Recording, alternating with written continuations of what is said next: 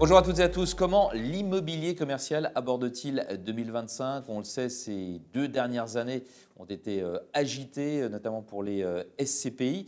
Alors, est-ce que les volumes reprennent? Si oui, où est-ce qu'ils reprennent? Quelle typologie de biens est-ce que cela concerne? On en parle tout de suite avec notre invité, Jérémy Chor. Bonjour. Bonjour Vincent. Vous êtes le directeur commercial de Prime Alliance. Merci d'être avec nous, Jérémy.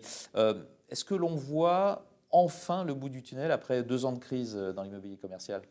Alors si on parle de valorisation, Vincent, nous sommes nombreux en effet à penser que nous approchons du point bas. En termes de volume d'investissement également, il y a une reprise qui a été initiée depuis le début d'année, qui se confirme au 3e trimestre, puisqu'à fin septembre 2024, ce sont 100 milliards d'euros qui ont été investis sur l'immobilier tertiaire en Europe. La baisse des taux de la BCE donne plus de visibilité aux investisseurs, notamment sur l'atterrissage en termes de valorisation. Et enfin, on a une prime de risque qui se reconstitue favorablement pour l'immobilier, ce qui encourage également les investisseurs. Bon, le point noir, c'est le bureau, hein, bien sûr. Est-ce que c'est toujours aussi difficile dans le bureau en France? Oui, en effet, c'est difficile pour le bureau. On constate des volumes d'investissement en fort recul, avec des disparités, puisque en région, ils ont reculé de 28% par exemple depuis l'année dernière, moins 56% en Île-de-France. Donc on a une demande qui diminue très fortement sur le bureau, effectivement, notamment freinée par l'attentisme des investisseurs. Et ce qu'on constate également, c'est qu'il y a un besoin prégnant pour les utilisateurs de centralité, puisque Paris concentre 50% de la demande placée en immobilier de bureau. D'accord. Le taux de vacances sur Paris et sa proche banlieue, on va dire, ses alentours?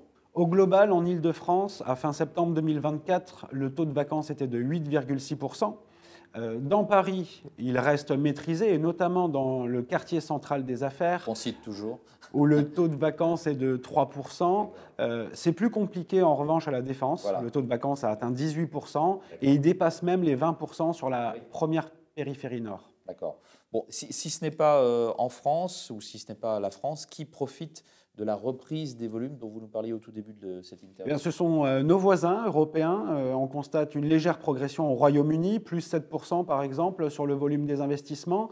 Mais les progressions sont encore plus élevées dans des pays comme l'Irlande, comme le Benelux ou encore l'Italie. D'accord. Vous ne citez pas l'Allemagne, pourquoi? Parce que c'est un petit peu comme la France du fait des, ça reste, non, l'Allemagne reste, oui, tout à fait, ouais. Ça reste relativement stable. Qu'est-ce qui marche le mieux? Quelle typologie d'actifs? Alors, les typologies d'actifs qui fonctionnent le mieux, qui sont le plus recherchés aujourd'hui, ce sont les actifs de diversification.